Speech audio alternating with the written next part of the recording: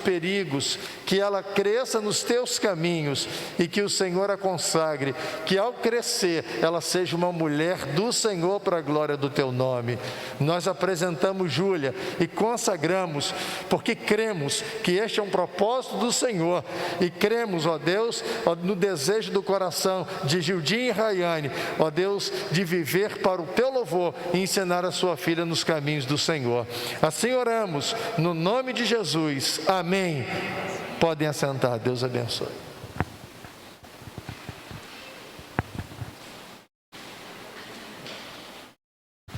Pesadinho igual o pai. Ficou quietinha, coisa boa, né?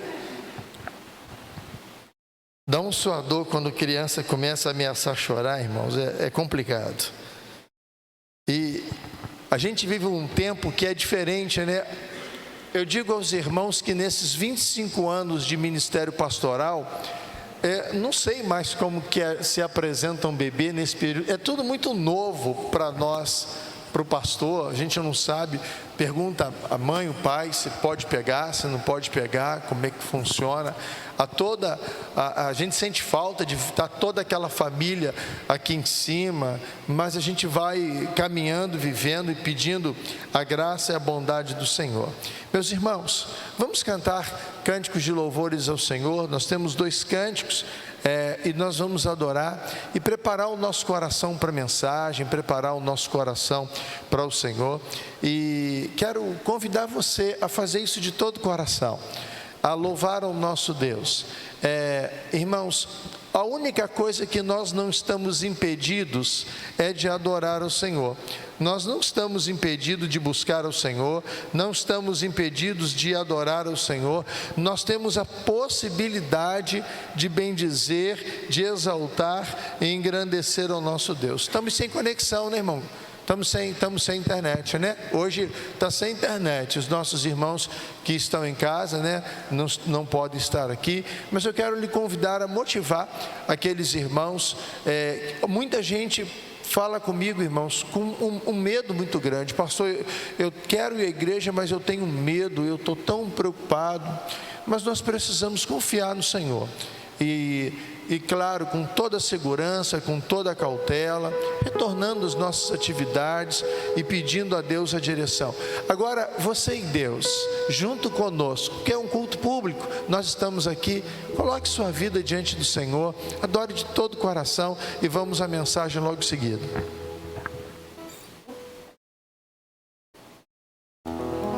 E esse cântico diz que o Senhor é a nossa cura, Ele que nos cura, Ele que acalma o nosso pensar, né? Quando a gente está com a cabeça cheia e Ele fala, estou aqui para cuidar de você. Então adore o Senhor. Se você se quiser colocar de pé, você faça. Se você não quiser, mas eu quero que você abra os seus lábios e adore a Ele, que é merecedor de todo o nosso louvor, de toda a nossa adoração. Me escutas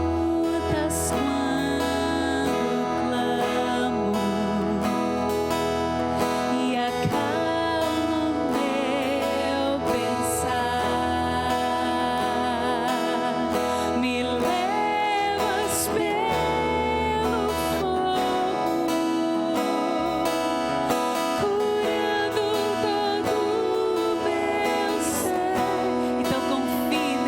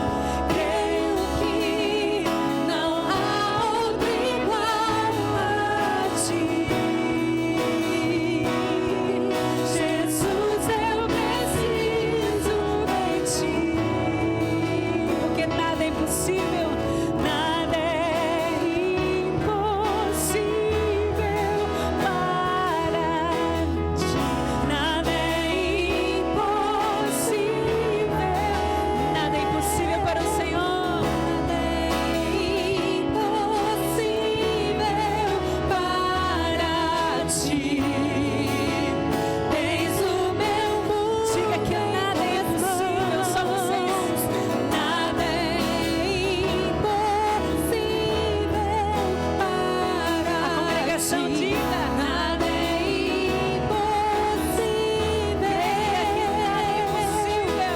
Nada é impossível para ti.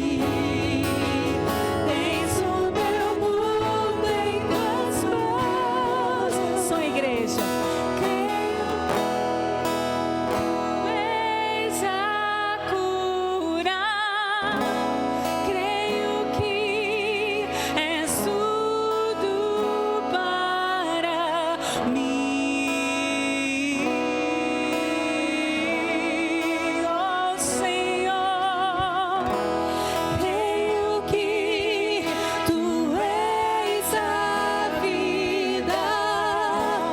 Creio que não há outro igual a ti. Não diga que você precisa dele. Jesus, eu preciso de ti. Não há outro igual. Não há outro igual a ti.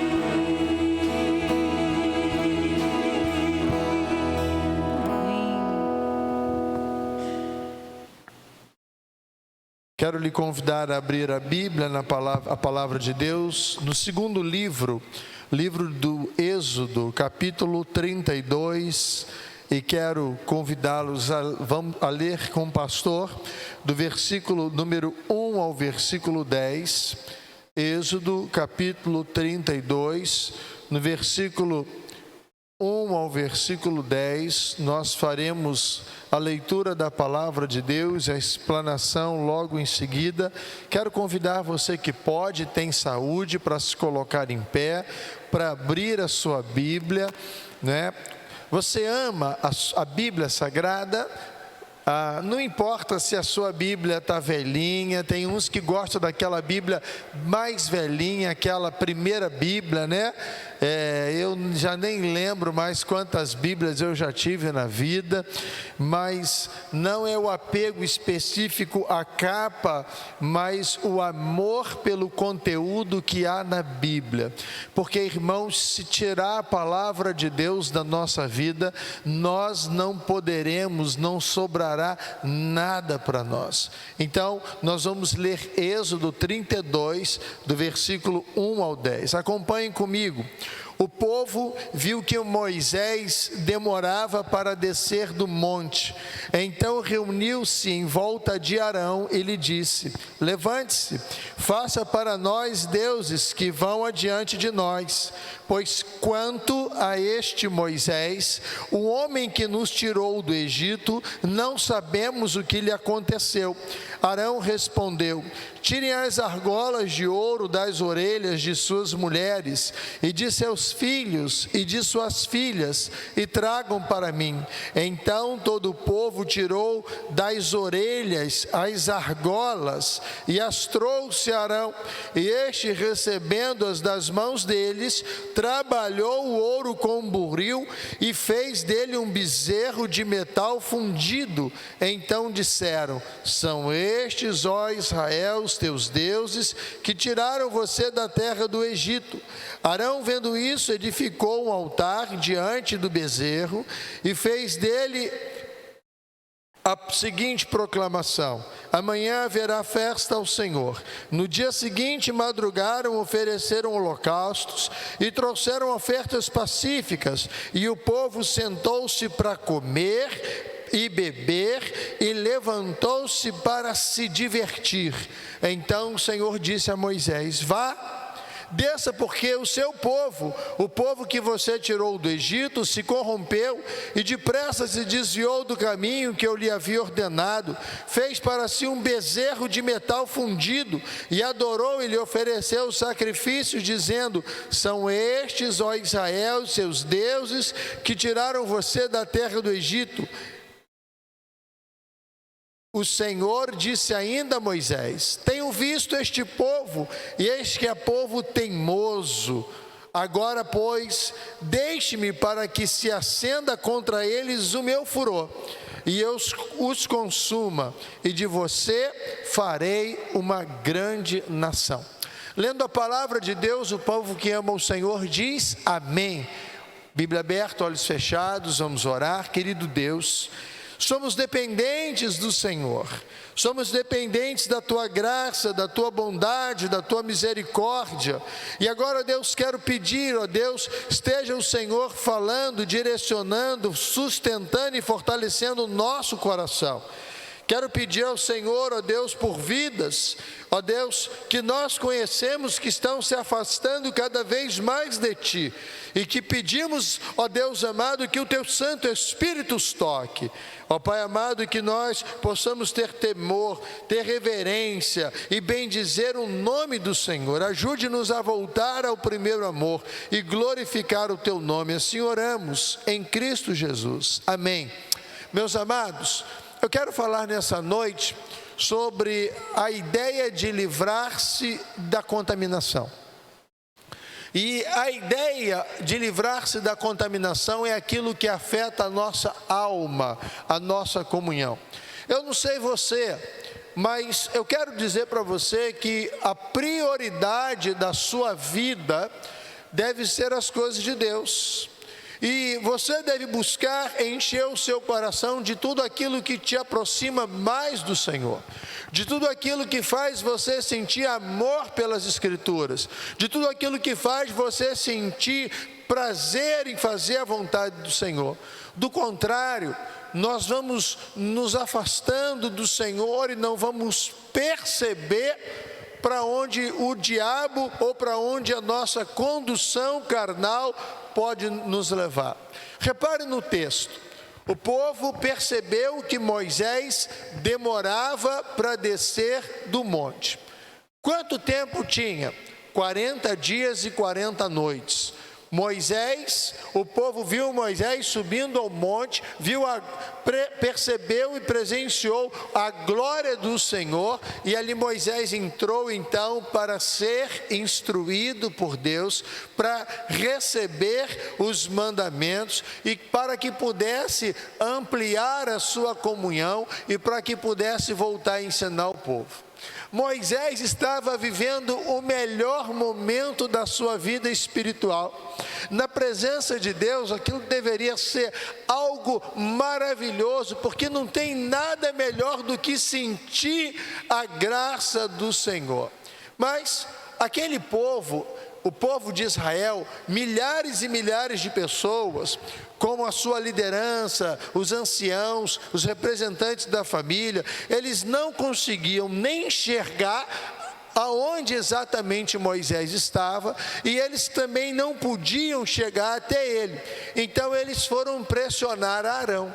Arão então era esse sumo sacerdote. Arão então eles foram pedir uma providência, porque afinal de contas eles queriam exercer liberdade espiritual. O povo é religioso. O povo é religioso. Se você perguntar, um monte de gente nesse mundo vai dizer: não, eu não estou na igreja, mas eu confio em Deus. É meio esquisito algumas afirmações que são feitas, né? Não, eu não voltei para Cristo, mas eu não perdi o temor. É um negócio que é difícil de entender, porque temor no conceito do Senhor nos faz aproximar e querer mais dele, como quem busca algo e se agarra a ele e diz: eu não posso mais viver longe do Senhor, eu não posso me afastar de Ti, eu não posso soltar do Senhor. Mas o povo queria continuar a sua espiritualidade. Bom, por que o povo tinha isso? Bom, o povo de Israel foi escravo no Egito por 400 anos. E aí o que acontece? Eles foram ficando submissos. Eles saíram de lá por meio de uma luta, de um combate entre exércitos? Não. Eles deixaram o Egito pela ação sobrenatural do Deus Todo-Poderoso. O envio das 10 pragas, a abertura do Mar Vermelho. Só que agora eles estavam querendo atribuir esses livramentos a deuses feitos por mãos humanas. Repare só uma coisa. Então, eles ficaram impacientes. O povo viu que Moisés demorava a descer do monte. Reúne Arão e diz: olha, levante-se, haja e faça para nós deuses, faça com mãos humanas. Mas foram as mãos humanas que tiraram eles do Egito? Não, foi a mão sobrenatural de Deus. E eles então exigiram que fizesse deuses para eles. Eles estavam impacientes. Sabe quando você fica impaciente para alguma coisa, e algumas pessoas ficam impacientes na vida espiritual? A impaciência na vida espiritual faz a pessoa não conseguir terminar de ler um capítulo da Bíblia. A impaciência na vida espiritual faz com que a pessoa não consiga se concentrar nas coisas de Deus, separar um tempo para estar com o Senhor. Mas a impaciência daquele povo liberto, aquele povo que foi liberto do Egito, ela contrastava com uma submissão passiva que eles tiveram quando foram escravos de Faraó. Êxodo capítulo 1, versículo 9 e 10 vai dizer que o povo de Israel era mais forte, era mais numeroso, mas eles permitiram ser maltratados e escravizados. Eles foram pacientes com o pecado, pacientes com o diabo, pacientes com os opressores, mas estavam impacientes espiritualmente. Bom, eles foram oprimidos e Êxodo capítulo 1, versículo 22, Faraó deu ordem, porque eles estavam crescendo muito, que matassem os filhos que nascessem. Os meninos deveriam ser assassinados e milhares de crianças foram assassinadas. E eles foram pacientes com tudo isso, mas agora não conseguiram esperar no Senhor. O que faltou? Proporção de valores. Essa é uma grande lição. Às vezes você tem dificuldade de se apegar com o Senhor, de perseverar no Senhor, mas olha, caminha e vive no pecado, tem dificuldade para se livrar de uma coisa que o Senhor quer que seja livre da nossa vida, que saia um mau hábito, um mau hábito que se torna um pecado de estimação, mas com as coisas de Deus, o homem, o ser humano, nós vamos tentando ficar impaciente. A Bíblia fala também que esse Arão era o irmão mais velho de Moisés. Homem a quem o Senhor vocacionou para ser testemunha ocular, porta-voz de tudo que Deus fazia e dizia a Moisés. Então, a Bíblia diz que Arão era bom nas palavras, era bom de argumento. Êxodo 4,14 mostra isso. Por isso, ele foi o porta-voz para falar ao povo, ele foi o primeiro sumo sacerdote. Mas ao lado de Moisés, a Bíblia diz que ele aprendeu sobre a vontade de Deus. Então cabia a Arão, e Moisés deixou instruído também o outro homem chamado Ur. Cabia a Arão e a Ur trazer o povo, não ceder à pressão e dar a direção de Deus, botar os joelhos no chão, jejuar, orar, clamar, mas ele cedeu à pressão e se tornou responsável por um grande erro. Eu quero dizer para você que eu e você, enquanto estivermos no mundo, independente da idade, vamos ser sempre pressionados a pecar. Não pensa você que chegar aos 70, chegar à terceira idade, estar livre da inclinação ao pecado. Pelo contrário, há pessoas com mais de 80 anos que pecam terrivelmente contra o Senhor.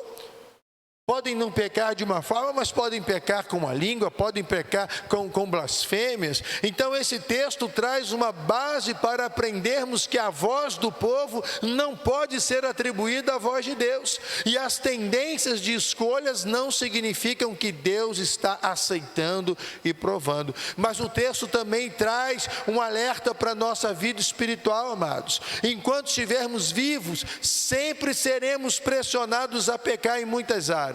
Nossas fraquezas, a minha e a sua, estarão expostas e tendenciosas a se rebelar contra a vontade de Deus. A pressão para a aprovação da grande maioria vai servir para muitos como armadilha e vamos acabar cedendo. Mas nós temos que lembrar exatamente como a Bíblia diz em Atos capítulo 5, versículo 29, quando Pedro e os demais apóstolos estavam sendo interrogados pelo Sinédrio, e eles disseram: eu preciso obedecer antes a Deus, a palavra de Deus, do que aos homens.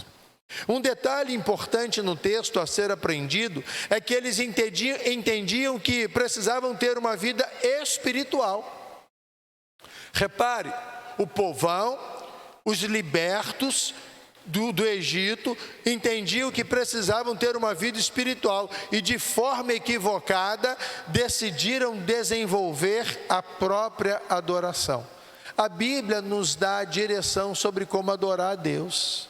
A Bíblia nos ensina como Deus deve ser adorado. Deus é santo, irmãos. Nós precisamos de santidade. A Bíblia diz em Hebreus: sem santidade ninguém há de ver o Senhor. Arão era o líder espiritual que havia ficado com eles. Então, sabe o que eles foram pedir a Arão? Queremos um culto, queremos um trabalho, queremos uma atividade religiosa que satisfaça os nossos desejos. Então, eles entenderam que o Deus que havia os livrado do Egito, agora esse Deus com D minúsculo, feito por mãos humanas, agora eles precisavam cultuar esse Deus com D minúsculo para avançar, viver, seguir e conquistar. E eles buscaram esse Deus porque era comum dos povos antigos. Não lutaram, vieram as pragas, o mar se abriu, eles esqueceram do Senhor. Eu quero só dizer para você, antes de nós condenarmos tão claramente esse povo, nós precisamos tirar lições. Se nós não vigiarmos, depois de vermos tantos milagres, poderemos tomar o mesmo caminho daquele povo, escolher o caminho dos deuses falsos, escolher o caminho dos deuses do mundo. E deuses falsos, irmãos, não necessariamente é uma imagem de escultura. Deuses falsos pode ser o amor ao dinheiro, deuses falsos pode ser o apego pelo pecado e pela paixão que o mundo apresenta. Quantas pessoas que já vivenciaram milagres em sua vida, que já tiveram momentos de oração em comunhão com o Senhor, têm ainda sido levado para um caminho de deuses falsos, mas eu preciso avançar, seguir, viver e conquistar. Então, o que eles fizeram? Tiraram as argolas da orelha, provavelmente uma questão cultural, que aquele povo influenciado pelo Egito usava brincos, homens e mulheres, argolas. É possível que esse seja um contexto da época. A partir daqui parece que eles pararam até por conta de toda a consequência final da desgraça do bezerro de ouro. Então o povo tirou as orelhas, as argolas, trouxe a Arão e recebendo da mão deles, trabalhou com ouro e fez dele um bezerro de metal fundido. A ideia original aqui não é um bezerrinho, mas é um touro jovem. Um touro reprodutor jovem. E havia várias divindades no Egito e no Oriente que cultuavam touros como símbolo da fertilidade, da produção, da reprodução, do crescimento, da prosperidade na pecuária, na vida. Inclusive o deus Baal, dava-se a ele a ideia de se parecer, de se formar como um pequeno touro. Então, na visão daquele povo liberto, a intenção e a vontade de prosseguir era mais importante do que manter a fidelidade à vontade de Deus. Preste atenção.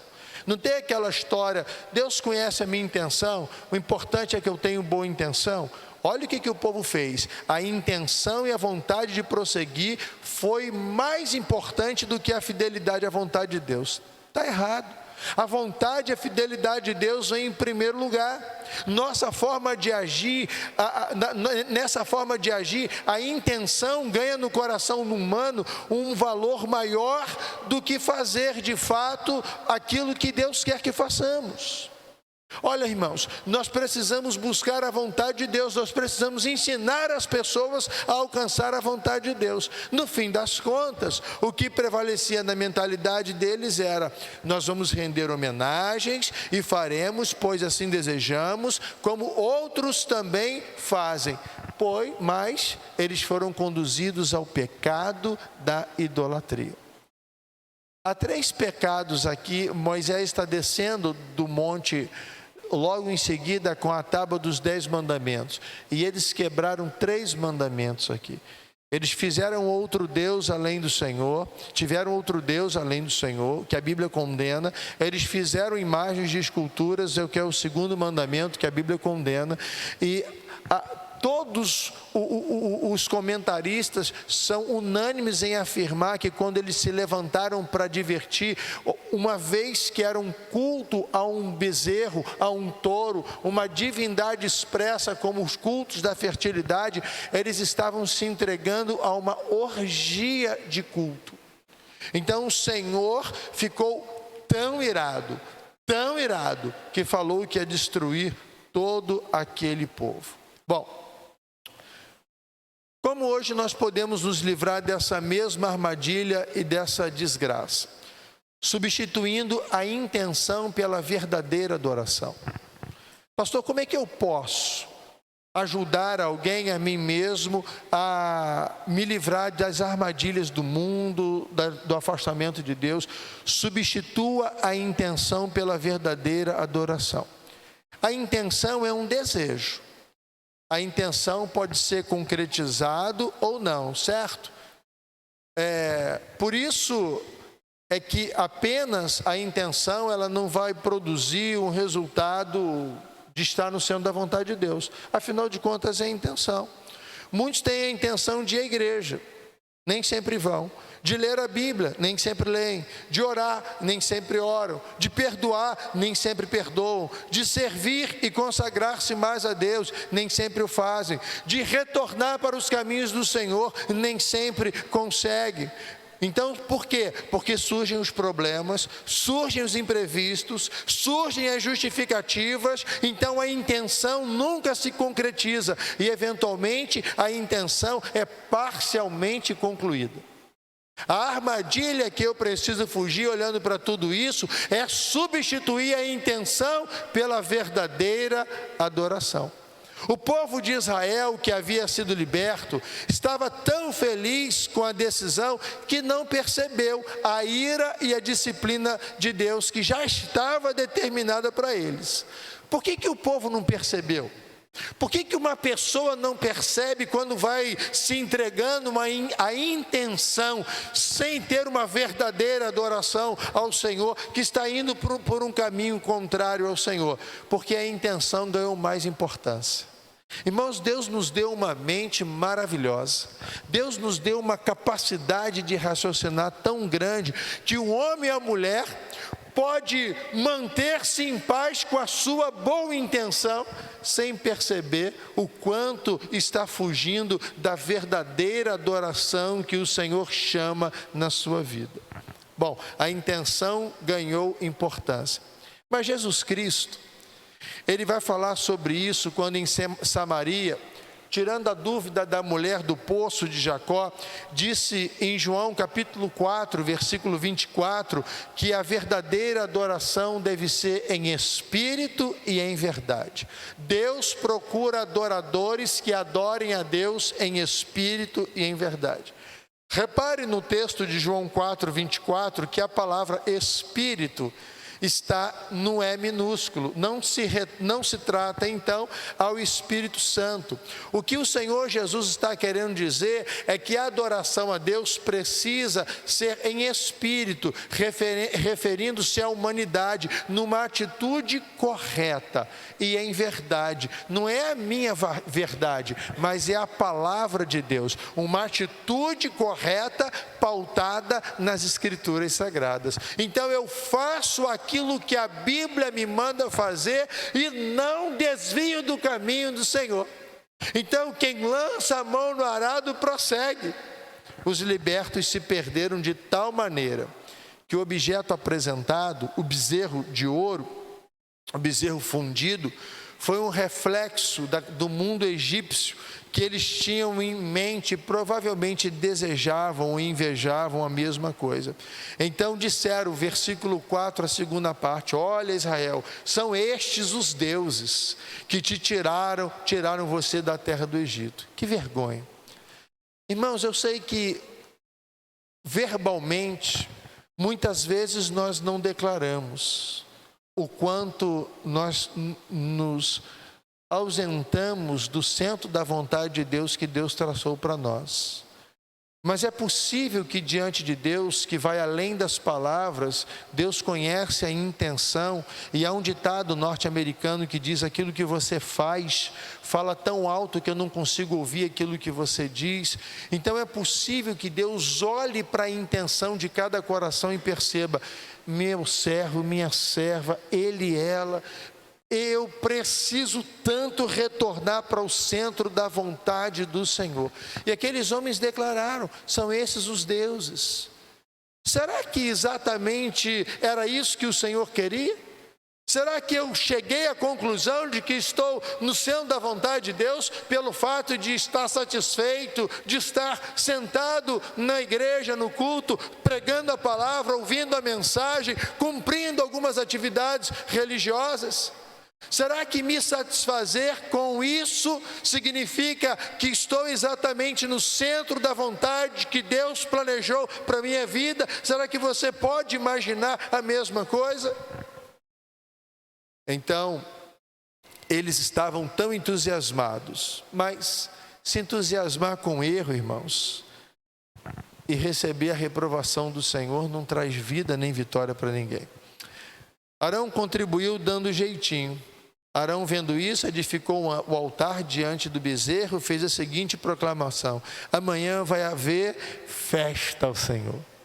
Ele providenciou para que o ambiente tivesse cara de espiritualidade, adoração a Deus, entre aspas. Quantas vezes somos empurrados para armadilhas como essas? Sabe o que acontece? Sabe qual foi o erro de Arão? É um erro que está em voga nos dias de hoje. Presta atenção. Eventualmente fala-se muito: nós precisamos ir ao encontro da necessidade das pessoas. E Arão entendeu que a necessidade que eles tinham e atendeu. Só que aquelas pessoas, o que mais precisavam não era que as suas necessidades fossem atendidas, é que elas fossem convocadas a um arrependimento, a uma adoração verdadeira. As pessoas entram na igreja e muitas vezes, dominicalmente, nós procuramos algo que atenda às nossas necessidades e expectativas.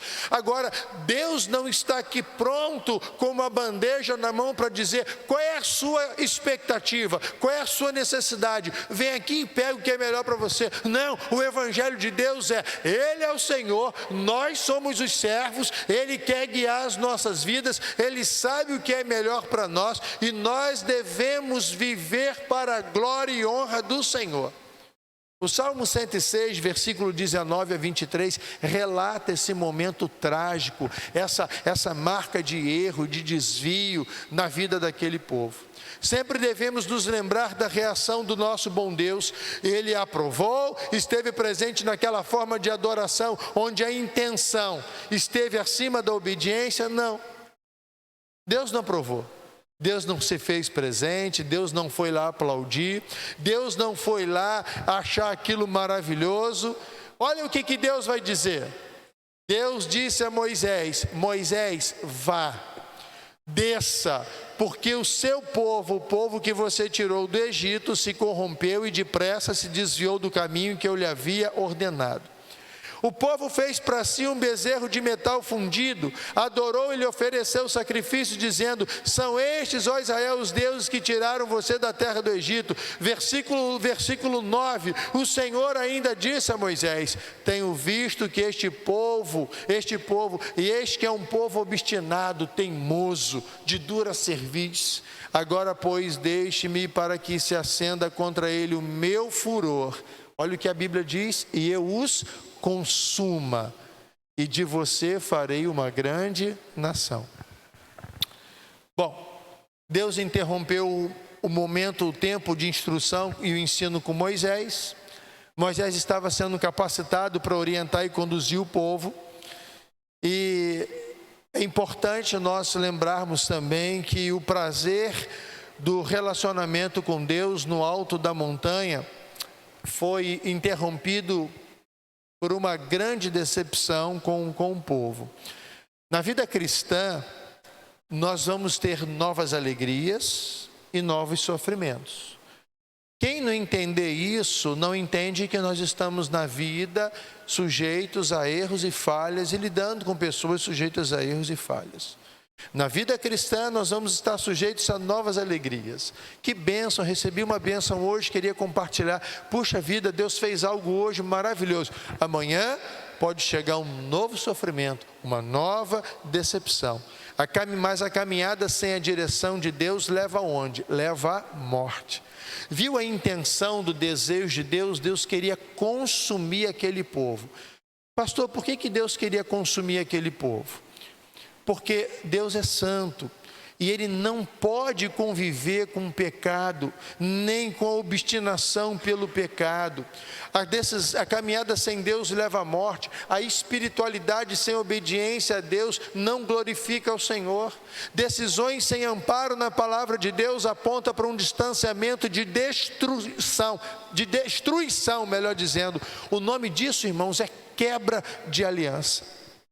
São decisões sem levar em conta o que? A soberania do nosso Deus. Decisões que aos olhos de Deus desprezam a companhia, decisões que desprezam a providência de Deus. Então o Senhor vai dizer a Moisés: olha, vá e desça. Deus é onipresente, onipotente, onisciente. Então, ao mesmo tempo que ele estava com Moisés, ele visitou o arraial. Ele estava com Moisés, aprovando a vida de Moisés, abençoando a vida de Moisés, santificando a vida de Moisés. Ele foi ao arraial condenando a atitude daqueles homens de colocarem a intenção acima da obediência, de não saberem esperar no Senhor. Porque o seu povo, olha só, o seu povo que você tirou do Egito se corrompeu. Deus mudou o pronome. O pronome agora é de posse de Moisés. Lá em Êxodo, capítulo 6, versículo 7, quando Moisés chega, fala com Faraó, faz os primeiros milagres. Faraó então endurece o seu coração e manda castigar o povo ainda mais. Aí olha o que Deus vai dizer em Êxodo 6, versículo 7. Eu os farei meu povo e serei o Deus de vocês. Então vocês saberão que eu sou o Senhor, o seu Deus, que os livra do trabalho imposto pelos egípcios. Livra da escravidão. O que Deus disse que ia ser do povo? Seu Deus. O povo seria o que dele? Meu povo. O Senhor falou: vocês não são meus, eu estou livrando, eu ouvi o clamor, eu vou atender, eu vou cuidar de vocês. Agora o que Deus vai dizer para Moisés? Pegue o seu povo. E por que Deus muda o pronome e dá posse a Moisés? Porque o povo estava agindo próprio da mesma natureza de Moisés. Embora Moisés não estivesse pecando naquele momento, a nossa natureza é falha humana, inclinada ao pecado. Mas Moisés, sendo resgatado e remido, estava sendo consagrado e obediente a Deus. Deus tinha propósito com eles. Quando o povo estava escravizado, Deus queria continuar o propósito. Deus estava chamando a uma restauração da aliança. Mas como é que se restaura a aliança com Deus sem se livrar da contaminação? O que vai acontecer com a minha vida se eu brincar com Deus e se eu não viver a minha vida com Deus como um convertido, uma convertida de forma séria? A pior desgraça eterna nos aguarda, queridos. É Bíblia, não tem para onde fugir. Não existe meio céu, ou é céu por meio de Cristo, ou é sofrimento eterno longe do Senhor. E depressa, diz versículo 8, se desviou do caminho que lhe havia ordenado. O apóstolo Paulo escreve aos Gálatas e vai dizer: vocês corriam tão bem. Quem vos desviou da presença do Senhor? Meus amados, já reparou que é difícil um tempo de consagração, mas é fácil um tempo de afastamento de Deus? Você já percebeu isso na natureza humana? Aí Deus falou, eles fizeram um bezerro de metal fundido, adorou, ofereceu sacrifícios, dizendo: são esses, ó Israel, os deuses que tiraram você da terra do Egito. Então o povo não teve paciência para aguardar a resposta, a direção que vinha do Senhor. O Senhor queixou-se e condenou a pressa do povo para se corromper e pecar. Mais uma vez eu quero lembrar que quem tem pressa e quer agir contrário à vontade de Deus, deixa a posição de servo e faz-se senhor de si mesmo. Quando um homem e uma mulher entregam a vida a Jesus, o homem governa o seu próprio caminho. Ele está sentado no centro das suas decisões. Quando ele diz assim, hoje, a partir de hoje, eu quero entregar a minha vida a Jesus Cristo, ele sai do centro, cede Jesus ao centro, e a partir de agora ele segue obedientemente ao Senhor. É assim que eu devo viver? É assim que eu devo adorar?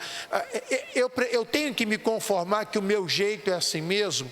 Eu vou continuar sendo essa velha criatura? Não, mas o meu jeito é esse mesmo. E não há conversão que faça essa mudança, pelo amor de Deus. O Senhor, Ele vai me conduzindo e eu preciso ir me quebrantando diante do Senhor, porque afinal de contas eu saí do centro e Deus precisa tomar o lugar. Mas quando eu vou me afastando de Deus e quando eu vou caminhando fora da vontade de Deus, quem passa a ser Senhor sou eu. E agora, meus amados, a grande pergunta que Chapolin Colorado faria: quem poderá nos salvar? É preciso arrependimento, é preciso buscar a Deus, é preciso se humilhar e dizer: Senhor, eu preciso de Ti, eu não posso ser Senhor de mim mesmo. Quando temos Jesus, temos tudo que precisamos, mas nem sempre, irmãos. Quando temos Jesus, temos tudo o que desejamos. Nem sempre, quando temos Jesus, temos tudo o que julgamos necessário dentro do nosso tempo. Eu tenho tudo que preciso porque tenho Jesus, mas nem sempre tenho tudo que desejo, tudo que eu julgo que é para mim, que é tão importante eu ter isso ou ter aquilo. E nós precisamos entender isso dentro do nosso tempo, mas a certeza de que a aliança da comunhão está mantida por nossa vida com o Senhor, se deve pelo fato de confiar, de esperar e de dizer: esperei com confiança no Senhor, e Ele se inclinou para mim e ouviu o meu clamor. Salmo 40, versículo 1. É querer a vontade de Deus, é ter a certeza de que Deus vai agir e que age melhor do que eu poderia imaginar ou merecer. Eu quero convidar você nessa noite a não inverter a posição. Isso é quebra de aliança. Mas quero convidar também, porque eu não conheço o mais profundo do ser. O nosso Deus conhece o mais profundo do ser de cada homem, de cada mulher. Se por acaso essa posição foi invertida, retorne à aliança, porque o Senhor ama e quer de volta o arrependimento sincero. Veja a vontade de Deus que Deus já havia expressado em relação ao seu povo.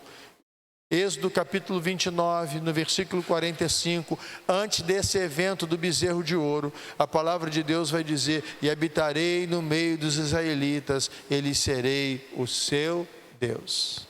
O que Deus ensina, o que Jesus concretiza em nossas vidas, é que Ele é tão sublime, que Ele está acima, Ele transcende, ou seja, Deus vai além dos limites. Logo, o trono de Deus está nos céus. Logo, a Bíblia diz que Cristo está sentado à direita de Deus nos céus. Mas, meus amados, Ele é tão poderoso que ao mesmo tempo que Ele está nos céus, Ele pode permanecer presente a ponto de ser sentido, percebido pelos seus. É por isso que Jesus vai dizer em Mateus 28, 20: eis que estou convosco todos os dias, até a consumação dos séculos. O Deus que libertou o povo de Israel do Egito, o Deus que enviou Jesus, o Cristo vencedor, Ele transcende todas as coisas, Ele está nos céus, mas Ele é tão poderoso que Ele pode estar também conosco, e nós podemos sentir esse Deus. Por isso devemos ser dirigidos pela palavra dele. Se nós temos essa convicção, nós temos que esperar confiantemente nele. Deus traz a vida e a morte, mas não impõe a adoração, nem impõe o servi-lo. Deus não obriga ninguém a servir a Deus. O Senhor disse ainda a Moisés: tenho visto este povo, que este povo é teimoso. Agora, pois, deixe-me, para que se acenda contra eles o meu furor e eu os consuma. Por trás de toda boa intenção, ou se é que havia uma boa intenção, por trás de todo erro espiritual, Deus viu o que eu não vejo. Deus viu que o povo era teimoso, obstinado, rebelde, de dura cerviz. Qual é a ideia original desse vocábulo? Descreve um cavalo que não obedece às rédeas quando é puxado. Quem sabe montar a cavalo aqui? Eu já soube, já montou muitas vezes. Levanta a mão, por favor. Quem sabe montar a cavalo? Só vocês? Pouca gente aqui? Eu vou baixar a minha porque eu detesto montar cavalo. Se tem um negócio, nunca queira me ver em cima do cavalo. Primeiro vocês não vão ver, porque eu não gosto. Um negócio pavoroso.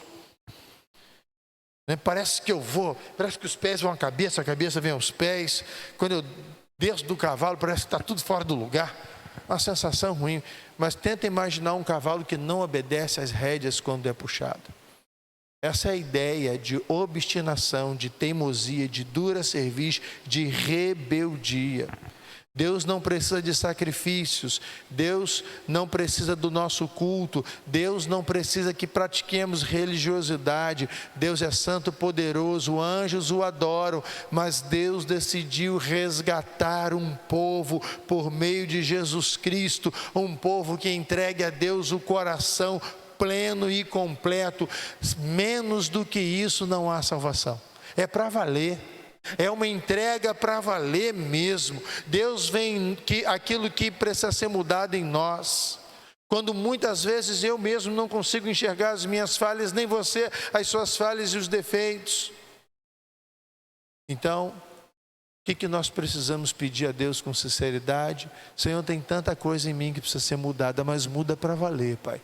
Eu não quero só cantar renova-me, Senhor, não. Eu quero que mude mesmo.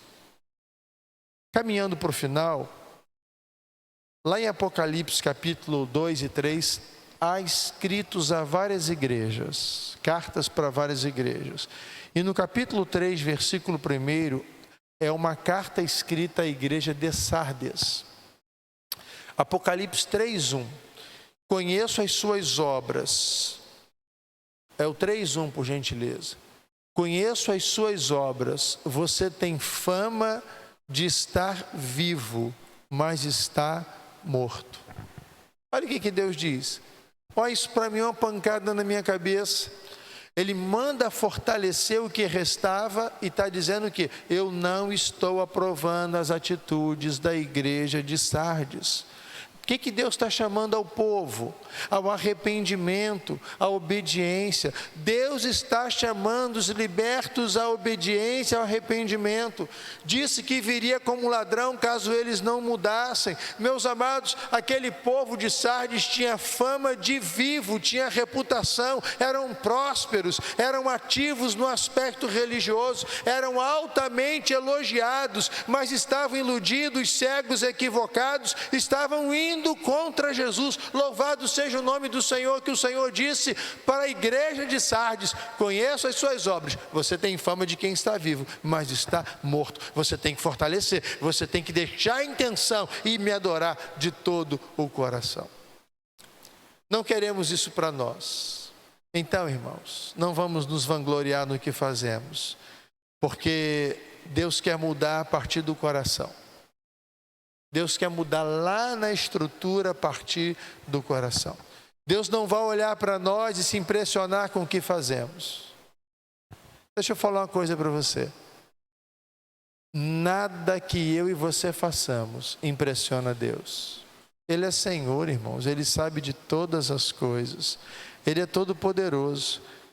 Deus vai olhar para nós e quer olhar para nós e sentir a alegria de dizer: sabe aquele vaso frágil ali? Sabe aquele vaso ilimitado ali que eu comprei, que foi comprado com o sangue do Cordeiro? Ele e ela dependem totalmente de mim. Eles dependem totalmente de mim. Eu sou o Senhor da vida deles, não dão um passo sem pedir a direção. Estão reconhecendo as suas falhas e pedem sempre: Senhor, me ajuda. Sabe e reconhece que tudo que tem é do Senhor. Eu não tenho ficado em segundo ou terceiro lugar na sua vida. Eles estão sempre me buscando de todo o coração. Ah, meus amados, nós não impressionamos a Deus. Deus quer olhar para nós e dizer que Ele reconhece que vem em nós, em mim e você, que dependemos do Senhor. E que não vamos seguir nenhuma direção sem a presença do nosso Deus. Nós vamos voltar para casa, nós vamos orar, mas devemos pedir ao Senhor: Senhor, enche o meu coração de temor, enche-me a minha vida. E antes de orar, finalizando aqui o sermão dessa noite, eu quero dizer para você: olha, livre-se de toda a contaminação. Há um detalhe importante no livro de Êxodo, segundo livro do Velho Testamento, que ele destaca a importância de conhecer a Deus. Conhecer como Deus verdadeiramente é, e não como eu imagino que Deus seja. O que aconteceu com aquele povo? Eles foram libertos, mas tinham mentalidade de escravos. Eles foram tirados do Egito, mas estavam voltando aos mesmos pecados. Quando uma pessoa é liberta e mantém a mentalidade de escravo, ele permite que qualquer outra coisa que não seja o Senhor passe a conduzir a sua vida, os seus passos, o seu coração, as suas decisões, a sua forma de escrever, a sua forma de falar, a sua forma de expressar. Mas Deus nos chamou para a liberdade. E a liberdade em Cristo tem um preço que igreja não paga, que pastor não paga, que ninguém paga, que Cristo pagou. E essa liberdade é para mim e para você. Vamos abraçá-la? Vamos tomar uma decisão definitivamente, dizer: olha, eu de fato quero consagrar plenamente a minha vida e quero renovar o voto daquilo que um dia eu já decidi que eu vivo para o Senhor. Quem sabe alguém que precisa voltar para Jesus, alguém que precisa tomar uma decisão com Jesus. Mas o que nós não podemos fazer é viver fora da direção do Pai. Vamos ficar em pé? Vamos orar. Logo depois o irmão vai cantar e nós vamos encerrar o culto dessa noite. Eu vou dar a bênção ao nosso Deus. Vamos falar com o Senhor. Se alguém precisa voltar para Jesus, se alguém precisa tomar uma decisão para Cristo, ouvindo a mensagem, e quer tomar a sua decisão de regressar para o Senhor, deixe o seu lugar, em nome de Jesus, e vem aqui à frente, entregando a sua vida ao Senhor, dizendo: não, Deus está me chamando a um compromisso, e eu preciso, e Deus é poderoso para fazer a mudança e a obra que Ele precisa na minha vida. Deus chama a conversão e arrependimento, e o chamado é urgente, o chamado necessita. Quero convidar você que ouve essa mensagem e diz: louvado seja o nome do Senhor, que Deus está acendendo ainda mais algo no meu coração, porque precisa acender, irmãos. Seu coração precisa ser aceso pelo Senhor. Compartilhe as verdades bíblicas com pessoas que estão nas trevas e diga: olha, você precisa tomar uma decisão com Jesus. Vamos orar. Pai, Senhor, nesta hora eu quero colocar a minha vida e a vida de cada um que nos ouve diante do Teu altar. Quero agradecer pela Tua palavra, quero agradecer a Deus amado por este maravilhoso texto e pelas lições que o Senhor traz para nós. E pedir a Deus amado que nenhuma boa intenção venha estar acima da obediência real que devemos ter ao Senhor, e que nossas vidas sejam plenamente consagradas a Ti. Ó Deus amado, fortaleça-nos, santifica-nos, ajuda-nos. Ó Deus grande, ó Deus, é a porta que o Senhor abre, a oportunidade que o Senhor dá para a salvação. Mas grande também é a Tua ira, grande também é o Teu juízo. Por isso, ó Deus amado, diante das duas decisões, que nós possamos sempre alertar as pessoas e que jamais venhamos virar as costas para aquilo que um dia escolhemos no Senhor e fomos escolhidos para a Tua graça e Tua glória. Fortaleça-nos em nome de Jesus. e que o amor de Deus, o nosso eterno Pai, a graça de nosso Senhor e Salvador Jesus Cristo e a doce consolação do Espírito Santo de Deus seja com o povo do Senhor, agora e para todos sempre. Diga amém, irmãos. Deus abençoe sua vida. Ele é o Alfa e o Ômega, o princípio e o fim. Não há outro como o nosso Deus.